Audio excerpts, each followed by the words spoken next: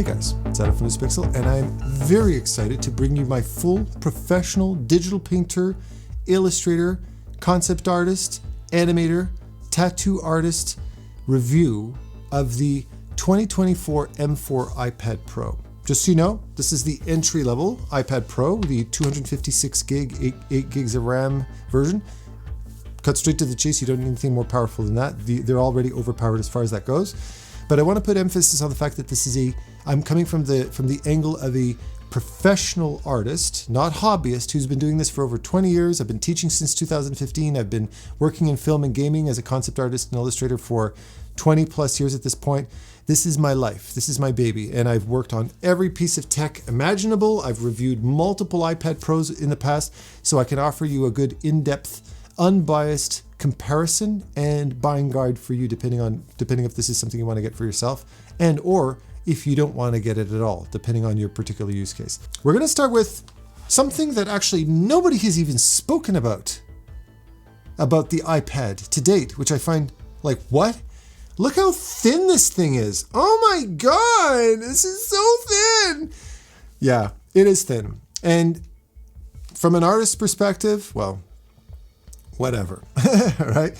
When we're artists, we're looking at the face of it. I've got it on a stand. You'd be hard pressed to be able, you'd be grabbing the wrong iPad constantly. I did. I grabbed the wrong iPad multiple times when I was just looking at the front of it. When you're holding it in your hand, however, this does feel like future tech. And it was the first time after multiple generations of iPads, I've owned pretty much every generation of iPad, that the 2022 2-year-old iPad felt old in my hand. This really does feel like a total redesign, which it is. There's so much internally and externally that has changed on this, which I'll get to.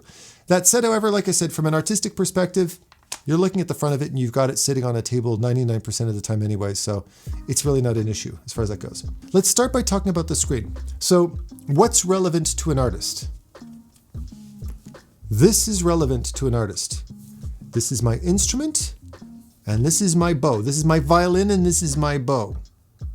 I need these to perform professionally in order to do my job. And the better quality, the better tuned my instrument is, the better my performance, confided I have professional artistic skill. Okay? But talking about the screen first and foremost, again, comparing it to the M2 mini LED screen. All Apple displays, the Apple Studio display, iPads, iPhones, iMacs, MacBooks, all of them are industry leading. They have been industry leading for as long as I know. So any not ridiculously old Mac product, Apple product, you can rest assured that the display is top tier display. So this is not the professional device where all the other ones weren't. However, there's a noticeable difference. Not only in terms of the higher contrast, the fact that this is a tandem OLED, it's an actual dual layered OLED screen and the other ones are mini LEDs, but the color accuracy. I was very surprised that looking at the M2 iPad Pro compared to the M4, I could see a green shift, a little bit of a green. It's very, very, very minor. Mind you, it's still an excellent display, but I was like, I could really see the purity of the colors on the tandem OLED. And what Apple's actually accomplished with this tandem OLED is no small feat. It's not, a lot of people are treating this like, oh, finally, Apple, you caught up with the game. They didn't catch up with the game. The technology, this tandem OLED technology, not only from my perspective, but I've seen the perspective of many engineers, is remarkable. The fact that they've engineered this dual OLED that is lower power consumption, lower heat, lower bloom, higher brightness, while maintaining all that incredible dynamic range, inky blacks and whites, helps in battery life. This is noticeably better battery life than my former iPad, although they're saying it's about the same. I'm noticing a difference, but the image quality and the performance on this is absolutely stellar. So if every other Apple display, or most other Apple displays, particularly the Pro ones, are A-tier displays, this is an absolute S-tier display as far as that goes. Is it worthwhile to get professionally if you can afford it? Yeah, absolutely. Go for it. If you can't, don't sweat it. In fact, now's a really hot time to buy a used or refurbished M2 iPad Pro because everybody's going to start selling off their M2s to get the M4s now. So the market's hot for secondhand devices. This is a good time to buy a one generation older device, and I love the M2 iPad Pro. I've worked on it a lot. Okay. While we're on the subject of displays, nano texture. No, don't do it. Not if you're for somebody who does video production and you don't draw on your display and you're not using a textured screen protector and you like that and you're working in a very bright environment, sure, but you are taking a hit to image quality. You are reducing the contrast. The blacks are not going to be as dark. But in the case of an artist, you don't want that because you want to maintain the most accurate color fidelity, and you're going to be putting a textured screen protector on it. You do not want to double up diffusion layers or you're going to destroy the image quality. So it's absolutely unnecessary for you. If you're somebody who doesn't mind having a permanent screen protector, I definitely recommend the Paper-like. I think they're ones who kind of nailed it the best. The paper texture feels the best with the best image quality. If you want a magnetic one, the one that you can remove and have benefit from both having a textured surface and be able to remove it for the nice base glass image quality, I recommend the Astroped rock paper pencil. I did a review of it and I really, really loved it. And I'm not usually a fan of magnetic screen protectors. They really nailed it in that regard. Now moving on to keyboards, this now equals this. Put it to you that way. If you want to know what it feels like to type on the new iPad Magic Keyboard, the M4 iPad Magic Keyboard, it feels like you're typing on an Apple Magic Keyboard. It doesn't feel like you're typing on an Apple Magic iPad keyboard, which has a bit more of a plastic feel. The new haptic trackpad, the F key, the F row, all of the way the buttons click and everything like that, fantastic. The only thing I'm going to mention is you can on a flat surface, it's nice and stable on a flat surface, but you're on a softer surface like your knees or a couch or a carpet, it is back heavy when the iPad is connected to it, and it takes nothing more than one little nudge and the thing tips over. So I would not have the iPad on my knees, draw with it, and then sit back and talk on the phone. Expect this thing to tip over, because I noticed that it was lifting up a little bit. It wasn't sitting flush. It was definitely back heavy. So just take note of it. But this is an absolute upgrade and I absolutely love the way it is. Fantastic. However, when an artist is working professionally, I'm using this, an artist stand that sits ergonomic. It's got an adjustable stand to it where I can adjust it at different heights. This is my personal budget option for something that slips in the bag. This is the one from Astroped again. The other one I really, really like that has more adjustability is the one by Parblo. I did a full iPad stands review, magnetic stands, desktop stands for artists. You can check it out right over here. You'll get all my opinions there, and I'll let you know which ones are my personal favorites. While we're on the subject of stands, not anymore. So if you got a magnetic stand, you can get the magnets to line up, but do so with caution. It doesn't connect perfectly. I know, I don't feel safe letting go of that. So the new iPad, all of the internals have been moved around. All the magnets for the pencil and for the MagSafe on the back have been moved. So you can fiddle with it and eventually get the magnets to line up. Yeah, there we go. This feels okay. So that's holding on its own. That feels semi-secure. But I've got a bunch of these stands. I did a bunch of reviews. Banks, Kensington, Chart. This is my personal favorite. This is the Mag Float stand by Charge & Pro, and I have the Vesa version of this as well. They're my personal favorite. They're going to have to upgrade those. So expect to eventually have to splurge out an extra cost. Now, if you're using something like a stand like this, that's not an issue because it just sits in it. It doesn't magnetize. So that's not an issue. For drawing and stuff like that, don't worry about it. But that's definitely a thing. Oh yeah, and another little thing. You can draw on this if I didn't mention it earlier. You can. I was worried that because it's a bit back heavy, if I was drawing it would cause it to tip over. Not really. Not on a flat surface, it's quite sturdy. It's not going to tip over, so you should be fine there. This baby over here, the Apple Pencil Pro. Months ago, Apple came out with a USB-C dummied down, no pressure sensitivity version. And all of those simpleton tech reviewers like, oh my God, why would they do that? That's so stupid. My cat's reacting to my link. He's doing his cute stretch thing. It's like, why are you doing this? What's wrong with you? Oh my God, right? And I'm like, no, you idiots. The reason why they're doing it is for the same reason they've been doing a lot of things that you dumb tech YouTubers don't catch. They are really, really separating demographics. We have our common user, we have our professional artist user. When the Apple Studio display came out, everybody said, why would you charge so much for it's an overpriced Thunderbolt display with speakers and a webcam. Why would you do something that's so stupid? And I'm like, dude, no, that is an iMac split in half. So now I can have matching dual triple monitors for professional work that match and live by an Apple standard instead of having an iMac and an external separate display. Now I can get multiple displays. I can get VESA options, all this kind of stuff. Duh. Okay, but they didn't get it. Okay. Same thing happened with this when the USB-C one came out. They were all going, why would you do that? That doesn't make sense. You see all these people doing thumbnails like this. No, they're doing that so that people who are just using it for writing, note-taking, etc. can use a standard pencil. They don't need to pay this exorbitant amount for pen pressure and a double tap feature that doesn't serve them any logical purpose. They're not using it for professional work. That's an artist tool. So they did that so that they could redesign the Apple Pencil and add more pro features to it. On the outside, yeah, this is a very anticlimactic visual thing. It's identical. The only difference is the fact that this has the Pro moniker written after Pencil. It's not just the Pencil, it's the Pencil Pro. But this pinch feature, this haptic pinch feature, is a big deal for somebody like me. Why? Because on the original Apple Pencil, it only had double tap. And that double tap only actuates if you're really, really close to the tablet. And it was finicky. You have to tap it in a specific area. So you have to use writer's grip and go right down to the tip because it doesn't work higher up the thing. And sometimes it works, sometimes it didn't. And then it would work when you didn't want it to. So if I adjusted my hands and accidentally actuated the double tap, then it would change my things. And I was like, oh my God, this is driving me crazy. I hate this. So I got myself a pencil grip. This is the paper-like one.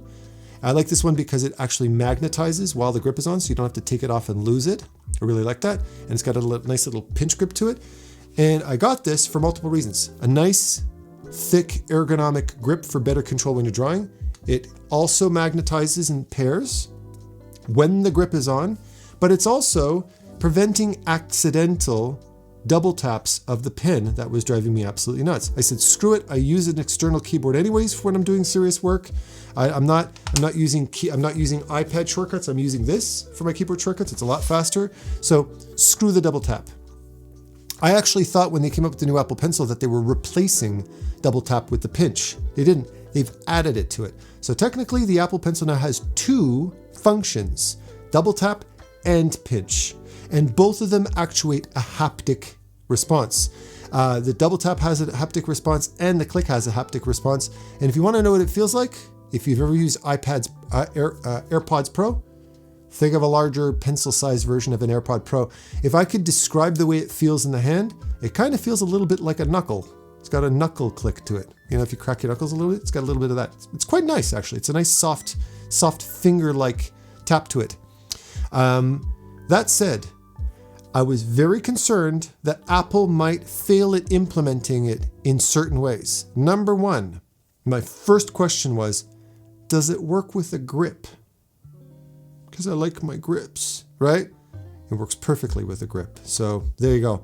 It's working perfectly right now. As long as your iPad is active, the haptic's going to work. As soon as I lock my iPad, this stops working. It's like I'm squeezing a stick. It's really interesting. It kind of fools the brain a little bit, but it works. Second thing, I didn't realize it works anywhere. I can click it over here. I can click it over here. It works perfectly. So I can just sit there and I can go click and actuate something like that. I don't have to worry about hovering close to the thing. It's just a nice to have. It just makes it work a little bit better. But here's something that artists are really going to appreciate about this. Something I wasn't even predicting or hoping for. Artists don't just hold pencils like this, styluses like this, unless they're using a thicker Wacom style, Wacom into a Zenslabs type of thing. It forces you to have to use writing grip for that. But very often if I'm sketching, an Apple Pencil is thin, so it allows you to use more of an artist grip when you're holding it like this, right? So artists like to hold it in different ways. That haptic pinch goes halfway down the pen. So this right here in the middle of the pen, this is actuating. So this whole half of the pen actuates it. So I can use it in artist grip and actuate the pinch. and it's working with a grip. Phenomenal. But there's one more condition for this to be perfect, and that was, is this haptic pinch a click or a press and hold?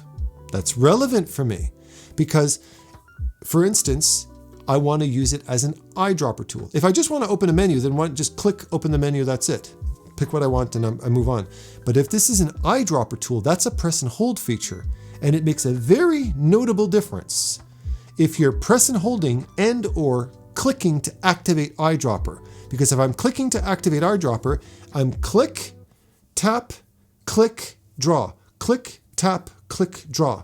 When you're doing this 600 times a day, that's a real flow buster. I don't like that. No, you want to go press, tap, draw, press, tap, draw, press, tap, draw. That's how you want to do it. And I'm very happy to announce that the click feature, although they haven't implemented it into my favorite apps like Procreate or Art Studio Pro, they haven't updated that yet. They will be. Art Studio Pro is really quick on that most of the time, usually within the first week of release. There's 2 clicks when you do a squeeze. One slightly harder click, one haptic click when you squeeze, and another one, gentler one when you let go. So it's letting you know, it's like click, click, click, click, click, click. You feel it. And that's letting my brain know that I'm pressing and holding, and then I'm letting go, which means it's a press and hold feature. I'm not sure if it's possible, whether certain apps are going to implement this, but you could actually add more functionality to this if you have a single click or a double click. Why not? Right? It makes sense. So one click is the eyedropper, double click opens the menu. And now, whether or not I use the double tap feature or not is irrelevant to me. At least I have my eyedropper tool and I'm perfectly happy with that. So really, Apple, 2 enthusiastic thumbs up. If I have any suggestions for Apple moving forward, it would have been cool if they actually make a thicker version of the pen with more of a thick ergonomic grip to it. Now I wouldn't have to use a grip with it, and I wouldn't have to forego any features. You can, by the way, with the the paper-like pen grip, the one that I'm using with the flat side, you can flip it over onto its flat magnetized side, and if you tap it right, you can get it to actuate, but it's finicky. I want to talk about a few hot topics. One is when the M2 iPad Pro came out, I was very, very privy to the fact that a lot of people were triggered that the Apple Pencil Hover, an essential feature that I'm a big fan of, check it out right here in this talk over here. It was a money grab, that it was a software feature that was hidden behind a paywall. You'd have to upgrade to the new technology. Maybe, yeah. I don't know. I'm not an engineer. I don't know if this is chip-based, technology-based, panel-based, or software-based. I don't know. Maybe there's a video on it. So I can't speak on that behalf. What I can tell you is that Apple Pencil Hover is an essential feature for a professional artist. Without Apple Pencil Hover, I don't recommend buying an iPad at all. Full stop. However, I'm going to take one for the team when it comes to the Apple Pencil. For my first impression of it was, really? Because I had announced in my original first impressions announcement video about a week ago, I'm like, I thought, I misread that it said it was also compatible with the M2 iPad Pro. So I was like, oh, cool, then I just have to buy the new pencil. But I realized everybody wrote the comment after, no, it's only the M4s or the M2 iPad Airs. And I was like, oh, shit. Now, I already knew I was going to want to upgrade to the iPad, the M4 iPad Pro. So I said, oh, okay, screw it. I'll get it anyways. I'll get it now since everybody wants to know about the product. But no, it's only compatible with the 2 recent releases, M2 iPad Air, M4 iPad Pro. However, knowing now that all of the internals have been changed, the fact that they had to move the webcam to the middle means they've had to move all of the magnets and relocate the magnets inside the iPad Pro and put a whole bracing through the middle of it. If you've watched any breakdowns of this, like stress tests of it, the battery's been moved. All of the internals have been shifted around. They had to break some eggs and piss a few people off because this thing just simply would not magnetize with that webcam in the middle. That was why they had to have the webcam on the stupid side, so the camera's aiming at your ear all the time. They had to fix that. So they said, screw it. We're going to piss some people off. We want to phase out the old Apple Pencil anyways. So there you go. So my personal opinion, I'm not pissed off. I don't think that it's a money grab from Apple. I think it was a necessary step. They had to make some major internal changes to the iPad and the Pencil, and that was just Those were just casualties of war, I'm afraid. Now, I want to make a quick mention. In my last video, I also spoke about some nice to haves. It would be nice if you could, I don't know what they're going to do with iPad OS 18. It's going to be coming out this month with the WWDC, but I thought it would be really cool. One of the things, if you could connect this as an external monitor and use this as a desktop pen display for your iPad. And somebody said, dude, Sidecar. I'm like, oh yeah. I remembered messing around with Sidecar when they first implemented it, but found it very laggy and it kept disconnecting and I couldn't use it for Zoom calls because I teach professionally and stuff. So I wanted to have a nice hardware connected pen display. So I've been using my Cintiq and it's bigger anyway. So I would definitely continue to use that for teaching professionally. But I went, yeah, you're right. So I decided to give Sidecar a chance again. And yeah, it works pretty well. It works really, it's quite reliable. I don't know how it would work under very high load situations like Zoom calls and webcams going off and all that kind of crap. I don't know. But it was working quite well. And when I did that, I immediately fired up Photoshop and started drawing in Photoshop. And it worked. It's Photoshop on the iPad. And I drew on it for a little while. And it was, you know, I've been working in Photoshop for over 20 years. It worked perfectly. But I'll tell you something. I was very surprised. I wasn't totally crazy about Photoshop on the iPad. I didn't think it was super for whatever reason. The interface felt out of place on an iPad. The functionality felt a little bit weird and basic on an iPad. And I messed around with it for a little while. And then I switched over to Art Studio Pro and iPad native. They have an iPad native app. It's my favorite iPad app for drawing and painting. I'm not a fan of Procreate for that reason. The brush engine is not my personal taste. And I much preferred working in Art Studio Pro. Art Studio Pro to me is the iPad. It's the Photoshop replacement on an iPad. And I think due to the fact that the interface and the design was optimized for an iPad, I preferred the iPad software. Yeah. Now, final thoughts and recommendations. For most of you who aren't YouTube reviewers or don't have a lot of supplementary income and like buying the best of the best because you're just the biggest tech geeks in the world and you have to have the latest shit all the time. If you're really looking for a pro device, I'd say now is the hot time to buy an M2 refurbished or used iPad Pro. These tablets, people take care of them. They look new for 25 years. I know people who are working on like 15-year-old Macs and they still can do professional work on it. So, you know, they start getting long in the tooth after that many years, but these devices have longevity. You're getting industry-leading display, beautiful colors, more power than you could possibly ask for in an M2 or even an earlier generation. The only one I wouldn't recommend for an iPad Pro is one that doesn't support Apple Pencil Hover. I'm just such a stickler for Apple Pencil Hover. To me, that is a necessity. So my first recommendations would be M2 iPad Pro or I would look seriously into the M2 iPad Air, the one that was just released, because that supports the Apple Pencil Pro, and this also supports the Apple Pencil Hover. And they now come in 12.9 inch, and they've got really, really good Apple display. You can't go wrong with an Apple display. However, this is better. It's lighter. It's got better image quality. It's got better performance. It's got better colors. It's got a better trackpad. It supports a better pencil. It's better. But is it a necessity for professional work? No, the M2 iPad Pro was already a professional device. This is just a professionaler device. And it's more expensive and it's prettier. Okay, so that's your wallet, that's your budget. I'll let you decide for yourselves. I personally love this. The only reason why don't have the M2 iPad Pro here as a comparison is because yesterday I decided, hands down, I'm committing myself to the M4, and I already sent my M2 in for trade-in, so I want my money back. So that's why I did that basically. So hopefully this will help you make an informed decision. Think before you buy, and happy shopping. Take care.